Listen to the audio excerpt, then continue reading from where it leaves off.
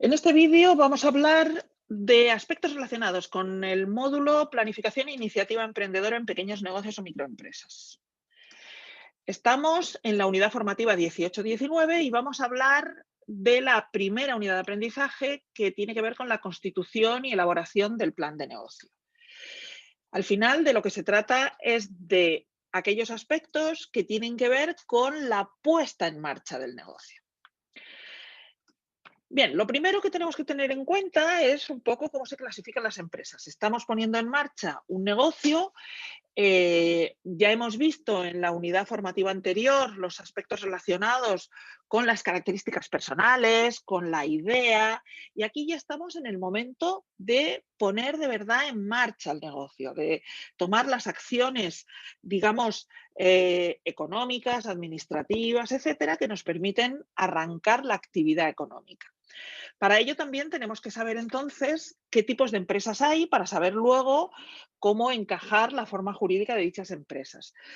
Podemos hablar de empresas por su finalidad. Hay empresas con ánimo de lucro y sin ánimo de lucro. El hecho de que no haya ánimo de lucro quiere decir que la finalidad del negocio no es producir una rentabilidad y un beneficio para los inversores, por así decir, por las personas que ponen su dinero en ella, sino que el objetivo es pues que el negocio sea viable, que persista en el tiempo y de alguna manera generar un beneficio social. Pero eso no quiere decir que no sean actividades económicas. No pensemos que las empresas no pueden ser sin ánimo de lucro. Las empresas pueden ser sin ánimo de lucro y no necesariamente tienen que ser, por ejemplo, ONGs. Veremos luego algunas de las modalidades jurídicas que encajan con este tipo de organizaciones. Por sector de actividad, también tenemos que tener claro en qué sector de actividad nos vamos a mover. El sector primario es el sector agrícola, pesquero. El sector primario es aquel en el que se generan, por así decir, las materias primas y se extraen de la producción de la tierra. Por eso estamos hablando, pues la minería entraría en el sector primario también. Sector secundario es lo que habitualmente entendemos por sector industrial. Es aquel sector en el que se transforman las materias primas que el sector primario pone a disposición. Aquí estamos hablando tanto de la industria pues de transformación del acero, como también podemos estar hablando de la industria agroalimentaria o incluso de la artesanía. En el caso de pequeños negocios artesanos, lo que están haciendo es transformar, pensemos en artesanía de la madera, del cuero, etcétera. Todo ello forma parte del sector secundario, es decir, el sector industrial no son solo las grandes industrias, sino que también son aquellas pequeñas industrias que transforman directamente las materias primas.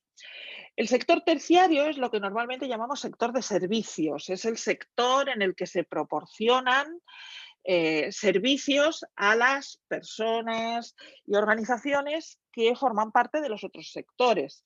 Estos servicios, pues aquí podríamos estar hablando pues, de servicios de transporte, servicios logísticos, servicios de almacenamiento, que forman parte también del servicio logístico, pero también estamos hablando de los servicios personales, estamos hablando de peluquería, masajes, servicios médicos, etcétera, etcétera. Y también se habla del llamado sector cuaternario. El sector cuaternario es normalmente los servicios asociados al conocimiento. Son servicios en los que ya no se trabaja directamente o no se prestan servicios, por así decir, manuales, sino que son pues los servicios que tienen que ver con diseño, con legislación, con temas de asesoramiento jurídico y sobre todo con los servicios relacionados con la sociedad de la información, con los servicios informáticos, servicios, por ejemplo, que se prestan en la nube, los servicios de Internet, etcétera. ¿Cómo podemos también clasificar a las empresas por su tamaño? Pues fácil, grandes, medianas, pequeñas y microempresas. Normalmente esta clasificación a veces puede basarse en términos intuitivos, pues una empresa es grande si factura mucho, si tiene muchos empleados, pero normalmente, y más particularmente en Europa, existe una clasificación que, por ejemplo, nos indica en la parte que a nosotros más nos interesa en este curso, que la microempresa son aquellas empresas que tienen menos de 10 empleados como promedio a lo largo del año y que facturan menos de 2 millones de euros. ¿Quiere decir que es una empresa un año factura 2.400.000 euros, ¿deja de tener la consideración de microempresa? No. Tiene que mantener esa facturación por debajo de 2 millones de euros durante o sea, tendría que mantener esa facturación superior a 2 millones de euros durante 2 ejercicios consecutivos. Lógicamente, esto está pensado para situaciones en que en un momento dado una empresa cuya actividad ronda los 2 millones de euros, pues por alguna circunstancia excepcional del mercado puede tener un proyecto especial o una venta especial que le haga pasarse de esos 2 millones de euros. Pero si al año siguiente vuelve a estar por debajo de esa cifra, pues no pierde su condición de microempresa. Igual que el tema de los días empleados. Una empresa en un momento dado puede tener 8 empleados como situación estándar, pero a lo mejor en periodo de rebajas, contratar a más personas y pasarse de esa nómina de 8 empleados. Por eso se habla de 10 empleados como promedio a lo largo del año. Las pequeñas empresas, las llamadas pequeñas empresas, son normalmente las que no pasan de 50 empleados, las medianas las que no pasan de 250 y las grandes las que ya pasan de 250. En cualquier caso, nosotros la parte que nos interesa es conocer con detalle las características de la microempresa. También podemos clasificar a las empresas por su ámbito territorial, local, provincial, regional, nacional o multinacional. Es interesante que tomemos esto en consideración porque, lógicamente, si una empresa tiene un ámbito internacional, es decir, multinacional, pues lógicamente tiene que tomar en consideración, pues, por ejemplo, que puede estar sujeto a la legislación de países diferentes. Bueno, pues estas cosas se tienen que tener en cuenta. A veces tenemos la idea de que solo las empresas grandes son multinacionales y en estos momentos no es así. El sector cuaternario, precisamente, que es el sector de las empresas en Internet, hace que empresas muy pequeñas puedan tener ámbito internacional. Pensemos, por ejemplo, en una empresa que proporciona una plataforma de venta de productos que permite a las empresas locales que se dan de alta en la plataforma vender a países extranjeros, a clientes extranjeros. Pues a lo mejor esa plataforma es una plataforma relativamente local, es decir, los productores son locales, pero sus clientes son internacionales. Y la estructura de la empresa que sustenta esa plataforma puede ser relativamente pequeña. Finalmente, por la naturaleza del capital, las empresas pueden ser de capital público, de capital privado, de capital mixto. ¿Qué es empresas de capital público? Son aquellas en las que toda los costes empresariales son sufragados con los presupuestos generales del Estado, por así decir. Es decir, ¿eso quiere decir que son administraciones públicas? No necesariamente, son empresas. Funcionan con capital público y no existen, digamos, accionistas privados, pero funcionan como una empresa. Existen multitud de empresas públicas, por ejemplo, puedo poner el ejemplo, Paradores Nacionales, Renfe, Correos y muchas otras. Y lógicamente empresas privadas son todas las demás, las que tienen capital privado. Y empresas mixtas son aquellas en las que hay parte de capital público y parte de capital privado. Por ejemplo, empresas mixtas sería AENA, Aeropuertos Españoles y Navegación Aérea. En AENA hay capital público y capital privado. Bien, pues sabiendo esto, digamos que la decisión siguiente es la forma jurídica de la empresa. El sector nos viene dado por la naturaleza del negocio. Si yo me dedico a envasar mermeladas a partir de frutas que compro a productores locales, pues estoy en el sector secundario y si solamente somos 5 empleados, pues somos una microempresa y si todo el capital que estamos utilizando procede de personas que han aportado el capital de forma privada, pues es una empresa privada. Y si además nuestros productores son locales y además vendemos las mermeladas a tiendas de nuestra provincia, pues tendremos ámbito local. Es decir, este tipo de consideraciones nos vienen dados por la actividad. Es verdad que nosotros luego podemos decidir, podemos tomar decisiones, lo veremos en los capítulos posteriores y en los módulos posteriores del curso.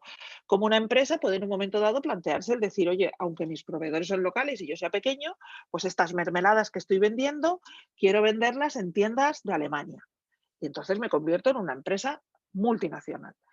Bien, pues dicho esto, aunque hay decisiones que tienen que ver con la actividad del negocio, al final tenemos que materializar nuestra actividad en una determinada forma jurídica y tenemos que tomar la decisión de qué forma jurídica queremos plantearnos.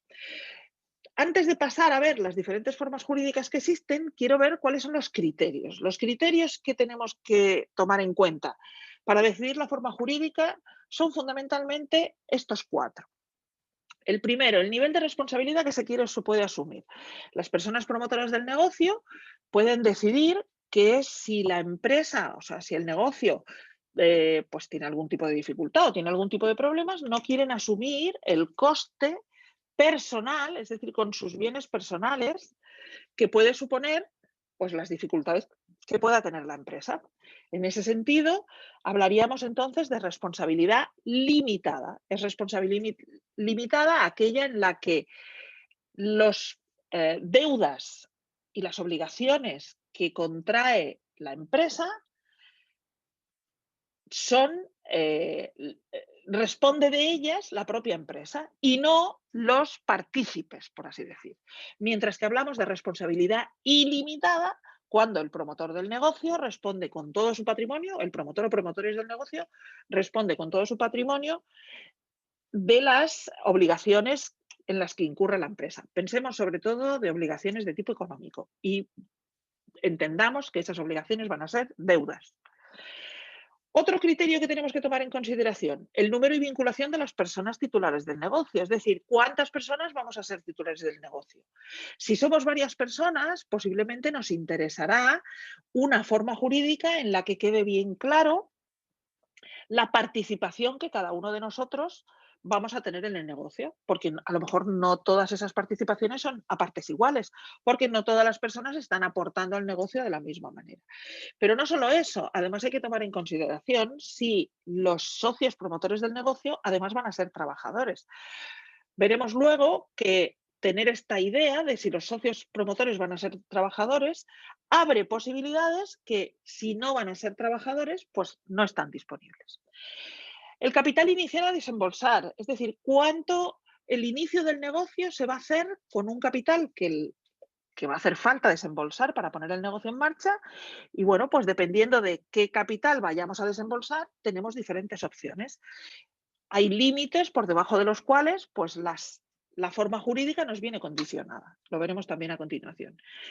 Y también es interesante tener claro la finalidad de la actividad, que muchas veces este criterio no se toma en consideración. Se da por hecho que todo negocio se pone en marcha con una finalidad de lucro. Por lo tanto, se toman en consideración como posibilidades de forma jurídica aquellas que facilitan o que permiten el lucro. Pero no todos los negocios que se ponen en marcha tienen como finalidad el lucro. Me explico. Imaginemos, y sobre todo en el entorno de la microempresa, imaginemos una situación en que varias personas se ponen de acuerdo para autoemplearse en un negocio. Voy a seguir con el ejemplo de las mermeladas. Quieren trabajar en la propia empresa, pues envasando las mermeladas, haciendo las actividades comerciales, ocupándose de los aspectos sanitarios, etcétera, y en realidad no tienen la intención de quedarse con un retorno del capital que han puesto, sino que lo que quieren es llevar a cabo la actividad, perdón, y además, pues a lo mejor ayudar a los agricultores locales. En ese caso, hay una finalidad social y hay formas jurídicas que facilitan y ofrecen ventajas a este tipo de actividad. Aquí tenemos las diferentes formas jurídicas. Perdón. Estas formas jurídicas, como veis, están separadas dependiendo de si son personas físicas o personas jurídicas. En el caso de personas físicas, lo que vemos aquí es que la responsabilidad es ilimitada. Y puede ser de un número de socios o varios números de socios. Dentro de las personas jurídicas existe la sociedad colectiva, que también la responsabilidad es ilimitada, pero en todas las demás la responsabilidad ya es limitada. ¿Vale? Además, tenemos aquí las sociedades mercantiles. En las sociedades mercantiles es interesante ver pues, los diferentes capitales que se pueden aportar. Es importante tomar en consideración que en la sociedad anónima el capital mínimo son 60.000 euros. Por lo tanto, si los promotores del negocio no disponen de ese capital mínimo, pues no podrán elegir esa modalidad societaria. Y luego tenemos las llamadas sociedades mercantiles especiales, que están aquí debajo, que son estas que ponemos aquí. Estas sociedades mercantiles están para esas situaciones en que, por ejemplo, la sociedad laboral es una sociedad particular en que los socios son trabajadores de la sociedad. Lo mismo la sociedad cooperativa. La sociedad cooperativa se llama Sociedad Cooperativa de Trabajo Asociado. Es una sociedad en la que los socios participan como trabajadores y hay una obligación, tiene unas obligaciones determinadas, por ejemplo, que no más del 25% de los trabajadores pueden no ser socios de la cooperativa. En la sociedad laboral, todos los socios de la empresa tienen que ser trabajadores. Pero además la sociedad cooperativa tiene una consideración adicional y es que no es una sociedad con ánimo de lucro. La sociedad cooperativa está obligada a reinvertir todo el beneficio obtenido en la propia actividad. Esto es importante tomarlo en consideración porque no quiere decir que no pueda tener beneficio, en absoluto. La sociedad cooperativa puede tener beneficio, pero todo el beneficio tiene que reinvertirse en los fines sociales de la cooperativa. Bien, ¿dónde podemos obtener con más detalle explicación de todas las características, normativa que aplica, etcétera, de las formas jurídicas empresariales? En la página Portal PYME. Cuando tenéis estas diapositivas en la plataforma y digamos que aquí tenéis un enlace activo, como podéis ver, ¿vale? Con lo cual, si pincháis en la diapositiva correspondiente, podréis acceder a Portal PYME y allí tendréis pues, toda la información, cómo seleccionar la forma jurídica más adecuada, etcétera, etcétera. Y para terminar, me gustaría precisamente hacer un poquito más de hincapié en esas formas jurídicas que he comentado, que son aquellas propias de las actividades que no tienen ánimo de lucro. Es decir, que no pretenden repartir dividendo entre los socios promotores de la empresa. A eso se le llama, a esas entidades que participan de una actividad económica, pero sin ánimo de lucro, es lo que se le llama, forman parte de la llamada economía social. Los principios de la economía social y solidaria son estos que tenéis aquí, promueven una equidad social, promueven el trabajo digno, la sostenibilidad ambiental, la cooperación, no tiene fin de lucro, como vemos aquí, y además hay un compromiso con el entorno. No todas las empresas que forman parte de la economía social tienen por qué cumplir todos los principios, pero sí es muy frecuente que todas ellas estén comprometidas con ello. Aquí tenéis el sello de CEPES. CEPES es la Confederación Empresarial Española de la Economía Social. Tiene ya, como veis, 25 años de antigüedad y lo mismo, aquí hay un enlace activo que desde las diapositivas podéis acceder. Os cuento alguna cosita sobre la economía social. La economía social en estos momentos en España tiene más de 2 millones de trabajadores y trabajadoras. Hay más de 40.000 entidades en funcionamiento y mueven y proporcionan el 10% del Producto Interior Bruto del país. Pero curiosamente, fijaros, solo el 6% de las entidades que forman parte de la economía social son microempresas. Esto es muy interesante porque normalmente es muy frecuente que en España las microempresas no repartan beneficios. Las microempresas, que constituyen el 95% de las empresas del país, son empresas muchas veces de autoempleo. Empresas además familiares, donde trabajan las personas del núcleo familiar y al final lo que hacen es autoemplearse, es garantizar una actividad económica mediante la cual pues, se pueden obtener unos salarios dignos, etcétera, etcétera. Pero curiosamente, estas empresas, estas entidades, estas microempresas que no forman parte de la economía social suelen estar constituidas, lo veremos, o bien como autónomos o incluso como sociedades normales de responsabilidad limitada. Y no tienen los beneficios que la ley 5/2011, 29 de marzo, proporciona a las entidades de la economía social. Normalmente suelen ser beneficios fiscales, beneficios en las cuotas de la seguridad social, etcétera, etcétera. ¿Qué formas jurídicas forman parte de la economía social? Pues fundamentalmente, aparte de las asociaciones y de las fundaciones, dentro de lo que entendemos como empresas están las cooperativas y las sociedades laborales. Las sociedades laborales, como ya dije antes, son aquellas en las que los socios, promotores del negocio, son además trabajadores. Tanto las sociedades laborales como las cooperativas se pueden constituir en entidades de la economía social y, por lo tanto, beneficiarse de, pues de los, insisto, beneficios fiscales y laborales que proporciona la legislación correspondiente. Bueno, y con esto terminamos esta primera presentación dentro de lo que es la unidad formativa 18 y 19 y dentro de la unidad de aprendizaje número 1.